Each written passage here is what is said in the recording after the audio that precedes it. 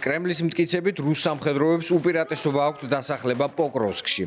თუმცა თავად რუსი სამხედრო ბლოგერები აღნიშნავენ, რომ ვითარება დინამიკურია და რუსეთის არმიას თითოეული იერიშის შედეგად დიდი დანაკარგი აქვს. ფინური ანალიტიკური სამხედრო პორტალის Black Beard გრუპის მიერ მომზადებული რუკის მიხედვით, იერიშები განსაკუთრებით 29 ოქტომბერს გახშირდა.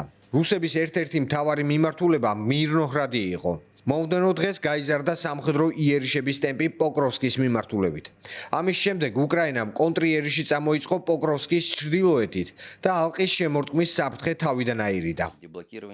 თუმცა მომდევნო დღეებში რუსეთმა ინტენსიური იერიშები მიიტანა თავად ქალაქ პოკროვსკის სიღრმეზე. უკრაინის შეიარაღებული ძალების გენერალური შტაბის მონაცემებით, ერთ დღეში მხოლოდ პოკროვსკის მიმართულებაზე რუსეთმა სხვადასხვა ინტენსივობის 68 იერიში მიიტანა. Передусім увага Покровському напрямку.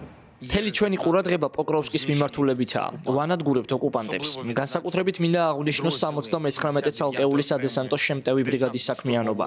ასევე სპეციალური ოპერაციების ძალების ჩართულობა პოკროვსკის დასაცავად გამართულ ბრძოლაში. არ უნდა დაგვაუწყდეს მართლწესრიგის სამსახურის სპეციალური საბრძოლო დანაყოფი, ეროვნული პოლიცია, დაზღვევის სამსახური და ისინი, ვინც ჩართული იყო აქტიურ ქმედებებში, როგორც პოკროვსკში, ისე კუპიანსკის მიმართულებებზე. მადლობა მებრძოლებო. Дякую за якісну бойову роботу. უკრაინა პოკროვსკის ფლანგზე უფრო მეტი სამხედრო განალაგა. რუსეთის საოკუპაციო არმია უკვე წელიწადზე მეტია, რაც ამ დასახლების აღებას ცდილობს, რადგან, როგორც სამხედრო ექსპერტები აღნიშნავენ, პოკროვსკის აღებით რუსულ არმიას წინსვლისთვის კარგი პლაცდარმი ექნება. ბრძოლა ახლა ქალაქის ქუჩებს მოედო. რუსული დივერსიული ჯგუფები უწყვეტ ნაკადად შედიან სხვადასხვა ფლანგზე. ომის შემსწავლელი ინსტიტუტის მონაცემებით, ამის გამო რუსეთის არმიას დიდი დანაკარგი აქვს. ამერიკული კვლევითი ორგანიზაციის ანგარიშში სხვადასხვა წყაროზე დაყრდნობით აღნიშნულია, რომ კრემლი პირველად იერიშებისთვის ნაკლებად მომზადებულ დანაყოფებს აგზავნის.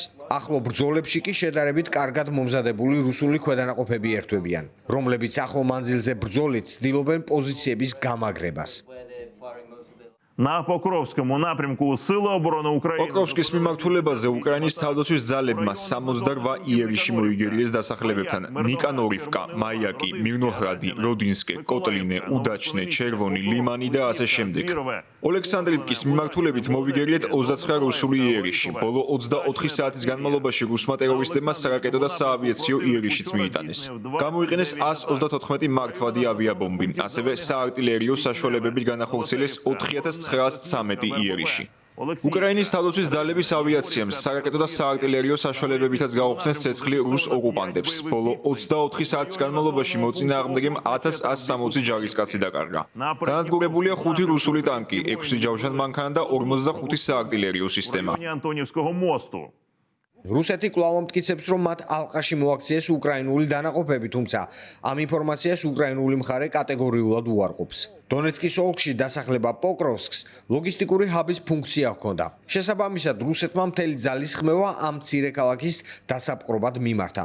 მიუხედავად გარკვეული წინსვლისა, კრემლის არმიას დასახლების სრულად დაკავება კვლავ უძნელდება. საინტერესოა, რომ ფრონტის მთელ ხაზზე ერთად აღებული იერიშების თითქმის ნახევარი სწორედ პოკროვსკის ფლანგზე მოდის.